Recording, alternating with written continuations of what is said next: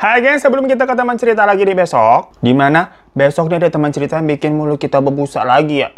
Kan kemarin juga udah sempat maraton teman cerita terus. Jadi hari ini kita missing lagi, nggak apa-apa ya. Dimana gue mau membahas sebuah cerita tentang kehidupan orang nih yang berbalut konspirasi. Cuman agak santai, namun ini seru gengs. Karena banyak banget pelajaran di sini. Yang mana selain itu gue juga suka banget nih sama orangnya. Sama cerita hidupnya juga yang gue tuh jarang-jarang ngefans sama orang ya. Dan iri sama kehidupan seseorang gitu ya, alhamdulillah. Tapi kalau udah ngomongin Rafathar, ya udah kagak usah ditanya.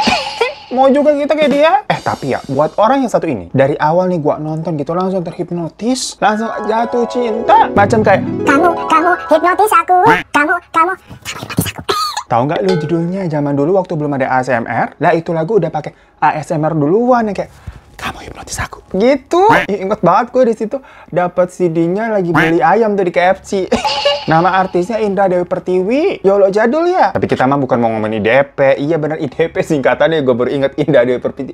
Indah Dewi Pertiwi. Dulu sering tuh nampil di inbox. Nah, ngomongin apa sih kita ini? Kita mau ngomongin tentang hilangnya Lee Ziki. Ya mohon maaf ini kita kurang tahu dibacanya. Lee Ziki ada bilang Lee Chen-yi, ada bilang Lee Zing-yi. Begitu tulisannya sih Lee Ziki. Ya mohon dikoreksi aja ya para suhu-suhu, para majikan. Kalau yang tahu boleh komen di bawah. Kebanyakan sih yang gue dengar dari berita sih ngomongnya tuh Lee Chi atau Lee Chei begitu ya. Soalnya memang orang Tiongkok. Tapi mohon maaf kan kita nih lidah pasar minggu. Jadi dimaklumin aja biar gampang daripada lidah kita kebelit-belit terus yang ngomongnya Lee Ziki begitu. Nah jujur nih ya, itu salah satu YouTuber favorit kita. Beneran. Misalkan kita dikala bosan atau riweh gitu kan nontonin apa kriminal mulu, nontonin horor mulu, atau orang flexing mulu lah, orang kaya-kaya banget ya. Tayangan-tayangan sekarang kan kadang bikin riuh otak. Nah kalau nonton si Lee Ziki nih, itu macam healing, tenang gitu bawaannya. Karena memperlihatkan kehidupan di pedesaan yang asri, adem, cantik. Jauh lah dari hingar-bingar kemewahan dunia. Yang mana kan kalau kita ngeliat orang-orang di metropolitan, sasus serba cepet gitu lah ya. Tapi kalau ngeliat hidupnya Lee Ziki nih, kayak pelan, nikmat, nggak pusing, ketawa gitu sama neneknya. Bener-bener definisi hidup slow living. Gue yakin dari kalian juga banyak yang tahu sama Lee Ziki ini. Karena iya cukup terkenal gengs. Subscribersnya aja puluhan juta udah. Satu videonya tuh rata-rata yang nonton ratusan juta, termasuk gue yang nontonin juga. Misalkan kalau kalian dulu nih suka main apa game Harvest Moon. Nah ini nih Harvest Moon di dunia nyata beneran. Tinggal di pedesaan, bercocok tanam dan langsung diolah untuk makanan sendiri atau barang-barang keperluan rumah tangga. Kadang aja kita nonton tuh sampai heran. Masa ada ya waktu itu ya, apa di satu videonya dia manen kapas sendiri nih dari kebun gitu, dari pohon kapas, ngambil kapas, terus dia bikin kasur. Coba kayak lah effortnya sebegitunya. Kita nonton juga sampai habis. Ada orang gitu bikin kasur sendiri. Mana dijahit-jahit itu kayak gampang bener. Nah lu nih semuanya pada hobinya rebahan, taunya kan ngedemprok di kasur doang ya. Boro-boro tau bikinnya bagaimana. Bener-bener luar biasa pokoknya nih Mbak Lee Ziki nih. Hampir semua videonya beneran kagak bohong kita udah tontonin. Menarik-menarik semua. Lu kalau ada waktu tonton deh. Cuman gimana kita suruh nonton tapi ntar kalian dengerin dulu deh. Mendingan ditonton apa enggak nih. Soalnya ada ternyata ternyatanya. Itu kan setting tempatnya apa? Di pegunungan gitu ya. Kayak di daerah pedesaan pegunungan di Tiongkok sana. Udahlah dia bercocok tanam ke sana, ke sini, manen, masak, jahit baju, bikin kasur segala macam. Kagak gomjos itu tetep kelihatan cantik gitu kan, kulitnya bagus, putih. Lah kita kalau disuruh begitu mah udah kagak berbentuk. Gomjos, keringetan, muka capek, turun kagak mood gitu ya. Nah, tapi nih, dari segitu banyak subscribersnya sampai puluhan juta. Yang tonton juga ratusan juta. Sampai kayak video klip Blackpink. Dia juga memperoleh tuh semacam apa kalau nggak salah Guinness World Record sebagai YouTuber Tionghoa dengan subscriber terbanyak gengs di tahun 2020. Tahu-tahu semenjak Juli 2021, dia ngilang dari dunia per-YouTubean. Ya para subscribersnya nyariin lah, termasuk gua. Kemana nih si Mbak Lee Ziki nih kok gak upload-upload lagi? Lah jangankan dia yang puluhan juta gitu lah. Kita kalau kagak upload 2 hari aja kalian juga udah nyap-nyap kan. Tapi makasih ya majikan yang nontonin terus ya. Nah akhirnya dia tuh memberikan announcement dengan bilang katanya mau istirahat dan berhenti dari YouTube. Loh. Ini tuh ya konteksnya kan lagi naik-naiknya tuh. Maksudnya lagi naik daun. Ditaksir aja penghasilannya sampai 70 miliar per tahun. Ya Allah Robi, semoga kita bisa begitu ya, amin. Mimpi apa itu punya 70 miliar setahun ya? Ya kali ada malaikat lewat kita kejabah gitu omongannya. Tapi tahu-tahu kenapa dia pamit tuh? Apakah prank apa bagaimana? Nah dari sinilah banyak konspirasi yang bermunculan gengs. Tapi sebelumnya kita bahas dulu ya background siapa nih Lee Ziki ini karena cerita hidupnya menarik. Jadi disebutkan kalau Lee Ziki itu tuh lahir di sebuah desa terpencil di provinsi Sichuan, China pada 6 Juli 1990. Dan waktu umurnya dia baru setahun nih, orang tuanya tuh berpisah bercerai. Dimana Lee Ziki ini akhirnya dibawa dan ikut sama ayahnya. Cuma nggak lama ayahnya menikah lagi. Dan seperti lagu kayak Ibu tiri hanya cinta kepada ayahku saja. Nah sama ini ceritanya Lee Ziki persis begitu tuh. Dia sering dapat perlakuan kasar dari emak tirinya. Yang bikin si Lee Ziki nggak betah jadinya sering kabur ke rumah nenek. Sampai di usianya 6 tahun, ayahnya Lee Ziki itu meninggal. Dan nggak mungkin kan dia tinggal sama ibu tirinya. Ntar jadi kisah Cinderella. Tadi udah kisah lagunya Rita Sugiarto, tau-tau gedenya jadi Cinderella kan males sih. Makanya akhirnya Lee Ziki ini beneran full udah tinggal di rumah kakek neneknya aja. Lagu Ibu Tiri itu tuh yang nyanyi Rita Sugiarto apa Iis Dahlia ya? Mohon maaf kita lupa.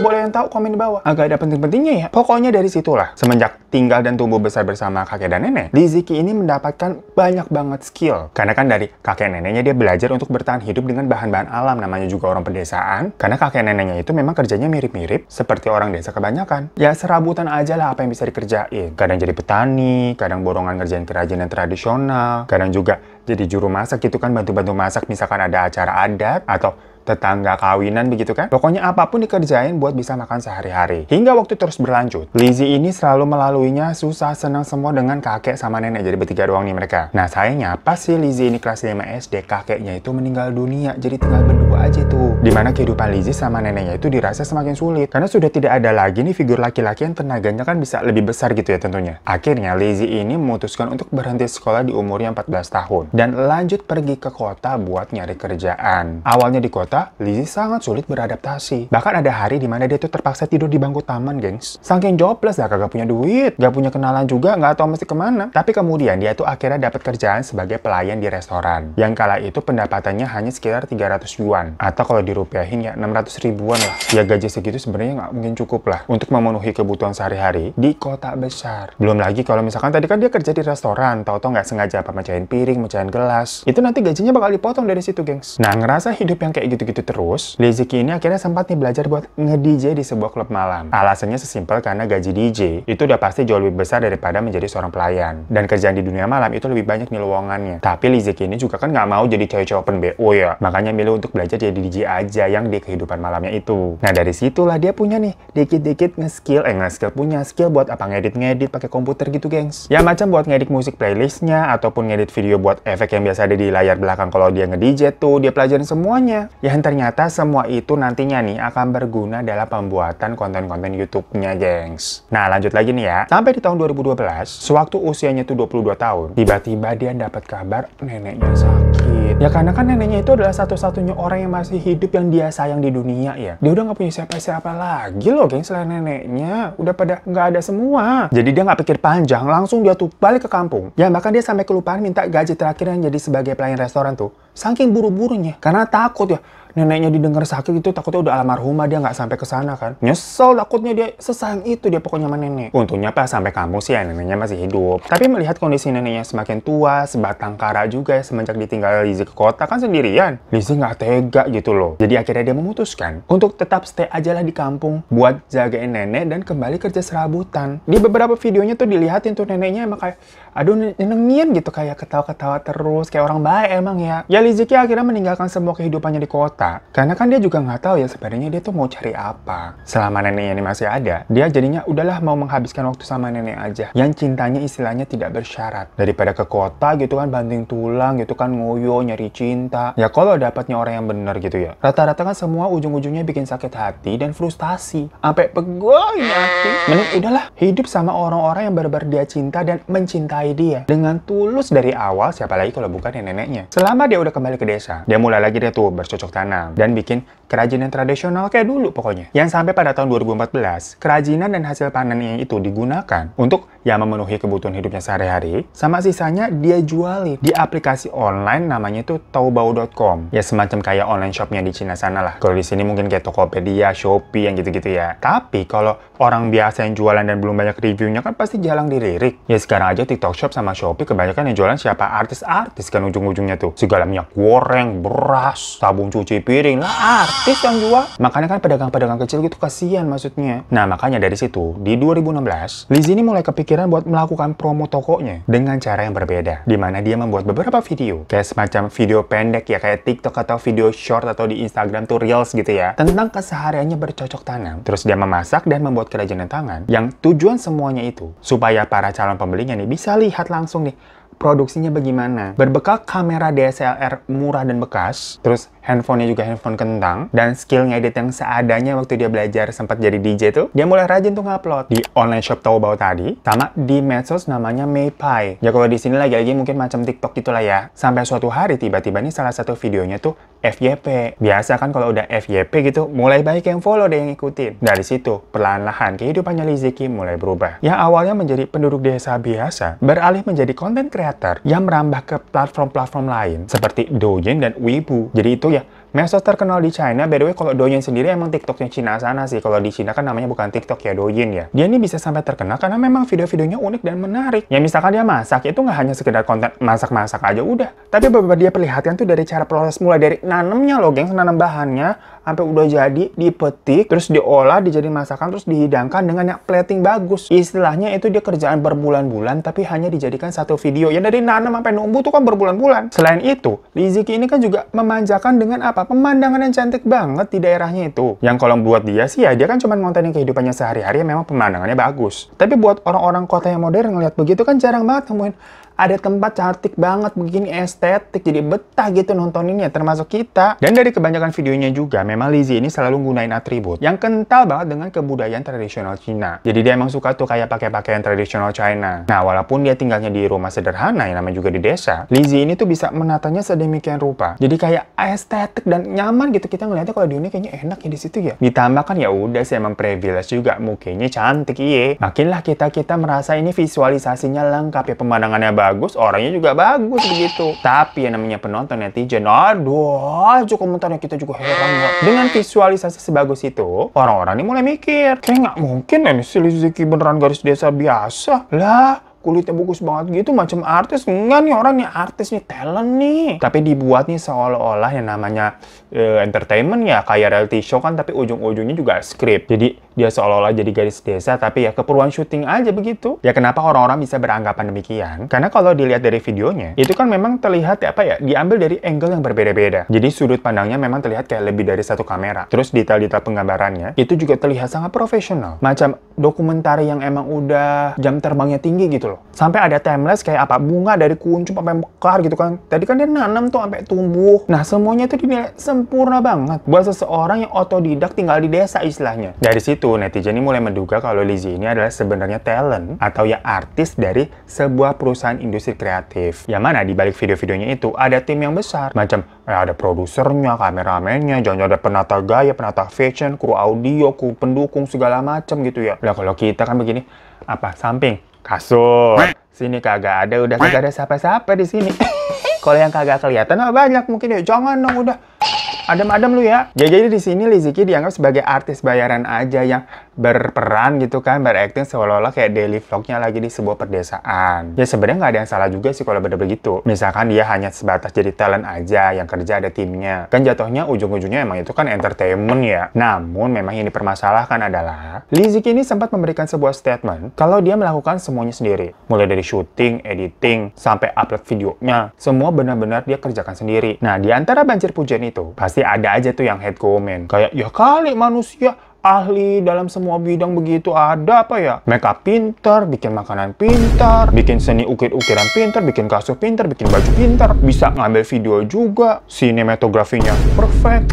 Nggak mungkin tuh, pasti ada tim yang besar di belakangnya. Ya karena memang terlalu sempurna sih dilihatnya. Padahal kan di dunia ini nggak ada yang sempurna. Bacain head comment kayak begitu tuh, Lizzy sebenarnya ya ada sisi bete-nya lah. Dia akhirnya bilang kalau 90% videonya itu dia buat sendiri. Dan kalaupun misalkan ada kamera yang waktu misalkan lagi menangkap dia jalan, tahu-tahu kameranya gerak, berarti kan dia ngerakin tuh. Nah itu dibantu sama tetangganya yang emang sehari-harinya juga membantu melakukan ini itu. Kayak wajar aja. Tapi namanya juga manusia. Ujaran head comment yang pedes-pedes begitu tuh sedikit banyak bikin mentalnya Lizzy kena. Bahkan ada fase sampai dia harus ke dokter. Perkara asam lambungnya naik gara-gara stres. Lizzy ini bahkan bilang kalau dari kecil tuh dia udah biasa sebenarnya ditempa dengan kerasnya hidup ya. Dari tadi kan udah kita ceritain backgroundnya ya. Dia tuh nggak pernah nangis, nggak pernah depresi walaupun mendapatkan perlakuan kasar dari ibu tirinya atau bosnya yang galak tuh waktu dia kerja di kota. Cuman karena julitan netizen yang katanya lebih nancep gitu di arti kata-katanya. Ya tahu sendiri netizen pedesnya tuh ngalahin keripik Maici. Masih ada nggak sih tuh keripik?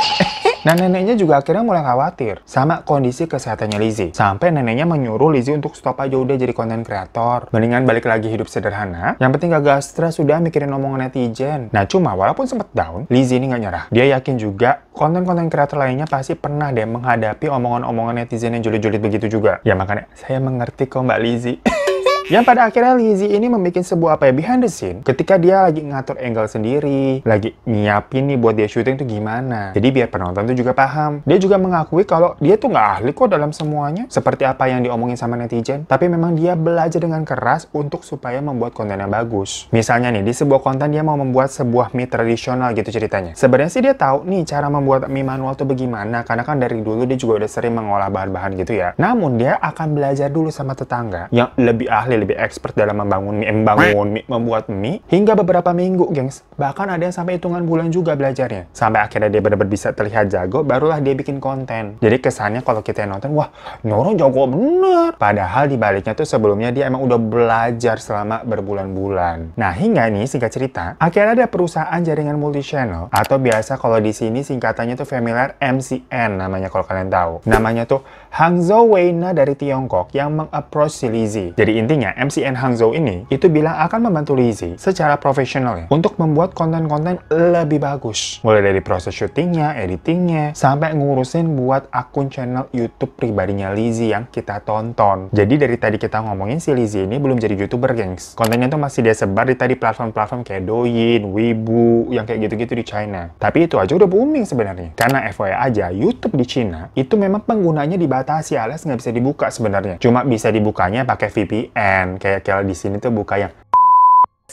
nggak boleh di China sana. Nah, MCN ini tuh melihat potensi yang besar dari Lizzy. Misalkan kalau dia punya channel YouTube, yang nonton tuh bisa dunia karena sangat menarik. Pastinya bakal meletup, membahana, melegar. Karena itu ya udah Lizzy setuju-setuju aja. Toh menurut dia ya ini hanya platform baru aja kan dibantuin karena di China ini nggak bisa dibuka, jadi dibantuin sama MCN. Toh tujuannya dia pun tetap tercapai. Dia tetap bisa tinggal bersama nenek tapi ada penghasilan. Ditambah ada yang bantuin bikin konten lagi sekarang. Jadi dia bisa lebih banyak meluangkan waktunya bersama nenek. Ya orang waktu dia ngerjain sendiri aja, tapi kan dituduh pakai tim sama netizen. Ya udah sekarang sekalian aja lah beneran pakai tim gitu. Ada yang mau nge-profile juga, kenapa kagak? Dan bener aja, di unggahan pertamanya di YouTube, Lizzy ini langsung mendapatkan ratusan ribu subscribers, gengs. Dan dalam 3 tahun, channel YouTube-nya itu berhasil mendapatkan kurang lebih 17 juta subscribers. Hal itu sekaligus memecahkan Guinness World Record sebagai jumlah subscribers terbanyak untuk saluran berbahasa Mandarin di YouTube. Karena lagi-lagi, channel-channel China yang berbahasa Mandarin di YouTube itu jarang, gengs. Karena di sana YouTube nggak bisa dibuka. Nah, setelah bekerja dengan tim secara profesional, respon netizen justru positif kok. Apalagi di sini kan,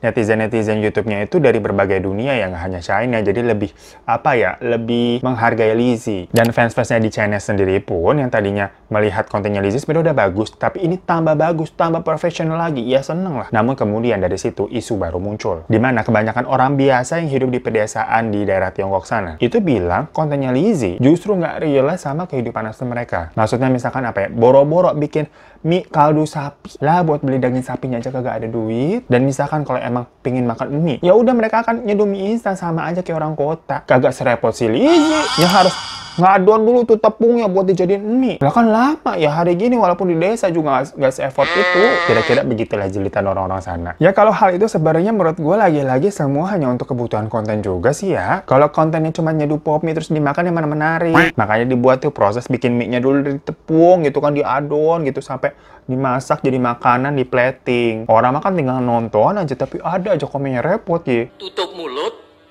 dan jadi penonton yang baik gitu loh. Nah terus banyak juga yang heran, kok kayaknya si Lizzy itu tanamannya lengkap bener dah. Mau masak apa aja ada tuh, metik di kebun, masak ini, masak itu, nggak pernah kayak kehabisan bahan. Masa iya bisa dia nanam semua jenis tumbuhan dalam satu waktu begitu? Nah di situ si Lizzy juga bilang, dia tuh sebenarnya biasanya bakal keliling hutan dan desa nih, terus ngintipin nih kebun-kebun tetangganya punya tanaman apaan. Dan misalkan ada yang menarik nih, ya katakanlah cabai gitu ya, dia akan izin sama pemilik cabai, boleh nggak nih saya petik 2 sama 3 biji buat dijadiin konten. Kalau udah diizinin ya udah, sama dia dibuat konten. Dan dilihatin kan proses metiknya doang, kagak pas izinnya juga dikontenin kan enggak. Jadi netizen tuh melihatnya dikira ya itu kebunnya dia, padahal bukan kebun orang. Lagi-lagi kan memang cuma buat konten, ceritanya metik cabai gitu kan ya, beneran dari cabai terus nanti diolah dari apa gitu, maksudnya kan gitu. Nah selain itu Lizzy ini kan tinggalnya di daerah pegunungan Mianyang di provinsi Sichuan ya, dan di situ memang daerah yang terkenal sama kekayaan alamnya, banyak bunga-bunga indah, buah-buahan yang produktif di setiap musimnya, yang tentunya itu juga ngedukung untuk ngasilin konten yang menarik dan estetik bagi si Lizzy. Nah setelah netizen udah dijelasin nih sama Lizzy tentang pembuatan kontennya itu bagaimana sebenarnya, ada isu lain muncul. Kali ini isunya lintas negara. Gara-gara si Lizzy ini pernah upload video tuh judulnya The Life of White Radish. White Radish tuh kubis, gengs. Dimana di situ emang ada part si Lizzy tuh lagi ngolah kubis yang prosesnya dilihat tuh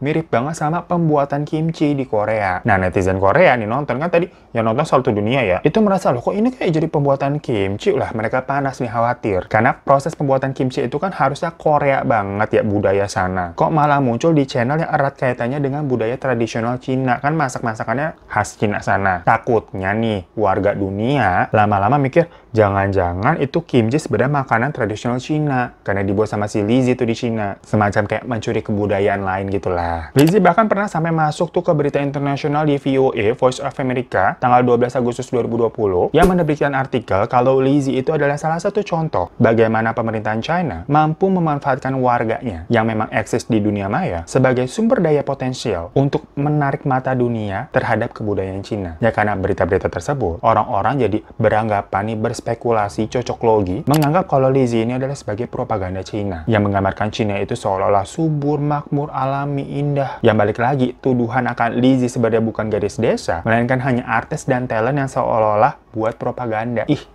jadi ribet bener ya? Ya namanya rumor-rumor begitu sih sebenarnya dibilang wajar ya. Semakin tinggi kan anginnya semakin kencang, bukan sepoi-sepoi lagi tapi badai dengan puluhan juta subscriber begitu. Tapi tahu-tahu di tanggal 14 Juli 2021 si Lizzy ngepost tuh video terakhir di YouTube. Dia bilang katanya dia bakal istirahat karena mau transisi ke karirnya yang lain. Dan sampai sekarang nggak ada video baru yang di-upload di channel yang gue subscribe itu tuh. Ya orang-orang kan pada bertanya-tanya jadinya, Lizzy kemana termasuk gue? Sampai barulah ketahuan di bulan Agustusnya 2021. Kalau Lizzy ini ternyata lagi mengurus masalah hukum. Yang ternyata, dia kan sebelumnya dari awal pembuatan YouTube tuh terikat sama si MCN tadi ya. Udah tanda tangan kontrak kan? Tapi setelah dipelajari satu-satu, ternyata isi kontraknya tuh banyak banget yang merugikan dia, gengs. Ya memang salahnya waktu itu dia main tanda tangan kontrak aja. Balik lagi, ini beneran namanya juga gadis desa gitu. Bukan propaganda, kagak ada. Dimana ternyata dijelaskan di situ semua produk, yang mana di sini video itu disebutkannya produk juga ya. Pokoknya semuanya dengan nama Lizzy Qi telah didaftarkan hak patennya di bawah naungan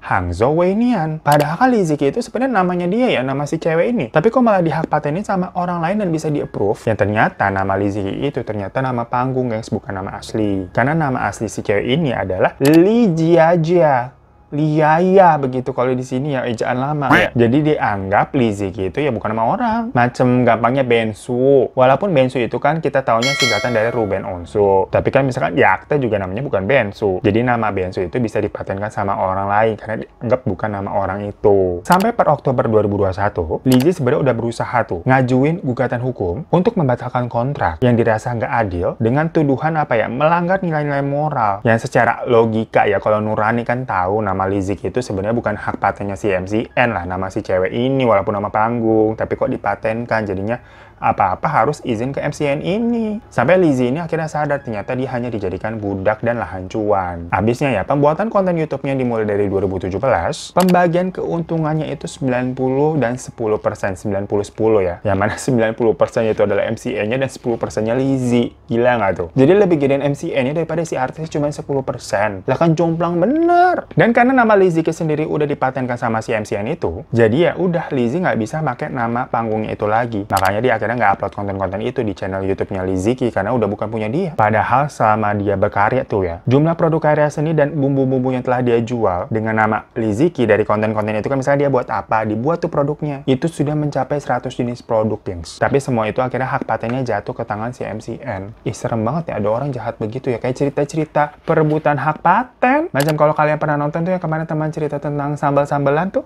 begini nih, bersiteru tentang hak paten. Liziki sih bilang katanya dia bakal konten lagi kalau masalah hukum yang dia jalani itu udah kelar. Tapi ya sampai sekarang 2023 kita juga belum kelihatan hilalnya ya.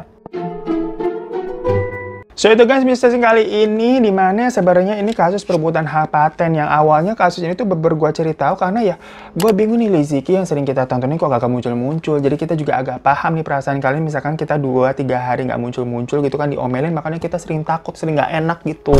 Cuma ya kita juga baru tahu ternyata manusia bener-bener semengerikan itu ya. Maksudnya ya Liziki ini kan gadis desa, mulai semuanya dari nol membangun sendiri. Tahu kayak direbut, diambil semuanya gitu dari pihak lain ya. Ya Allah, jahat bener. Istilahnya kan kayak hidupnya Liziki itu diambil, kayak dibunuh secara paksa. Ya nggak secara benar-benar dibunuh sih. Cuman kan channel YouTube-nya jadi mati begitu, semuanya direnggut atas nama hak paten. Yang padahal namanya Liziki dari awal punyanya dia, bukan punyanya MCN. Main hak patenin aja tuh MCN-nya tuh. Perkara dulu-duluan. Ya Liziki kan gadis desa, mana ngerti deh gitu-gituan. Istilahnya dibohongin sama orang. Makanya lu nih pelajaran, jangan terlalu percaya sama orang. Yang padahal bilang mau bantuin lah, sok-sok baik apalah. Hari gini orang mau bantu yang bertulus mah jarang. Ada sih mungkin ada, cuma jarang lah. Ujung-ujungnya ada udang di balik bakwan. Apalagi kayak tiba-tiba gitu tonton nongol. Padahal sebelum-sebelumnya nggak pernah kabar-kabaran atau baru kenal.